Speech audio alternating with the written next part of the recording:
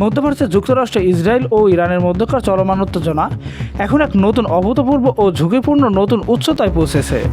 সাম্প্রতিক গোয়েন্দা ও সামরিক প্রতিবেদন অনুযায়ী মধ্যপ্রাচ্যের এই প্রথাগত যুদ্ধক্ষেত্রে ইরান এক অভিনব কৌশলের পরিবর্তন এনেছে, যার মূল উৎস ইউক্রেন যুদ্ধের রণক্ষেত্র। ইউক্রেন সংঘাতের অভিজ্ঞতাকে কাজে লাগিয়ে ইরান এখন মার্কিন ও পশ্চিমা বিমান প্রতিরক্ষা ব্যবস্থার সীমাবদ্ধতাকে লক্ষ্যবস্তু বানাচ্ছে। ইউক্রেনের ড্রোন ও ক্ষেপণাস্ত্রের সমন্বিত আক্রমণের মাধ্যমে কিভাবে একটি শক্তিশালী আকাশ প্রতিরক্ষা ব্যবস্থাকে ক্লান্ত ও দিশেহারা করা যায়, সেই পাঠ এখন মধ্যপ্রাচ্যে প্রয়োগ করা শুরু করেছে তেহরান।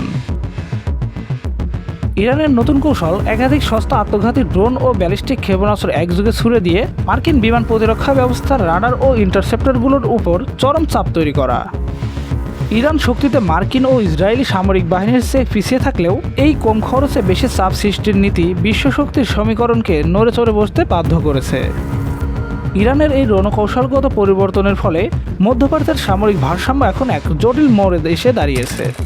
শুধুমাত্র সামরিক ক্ষেত্রই নয়, বিশ্বের প্রধানতম জ্বালানি পরিবহন রুট ও লোহিত সাগর এলাকার নিরাপত্তা নতুন করে মারাত্মক হুমকির মুখে।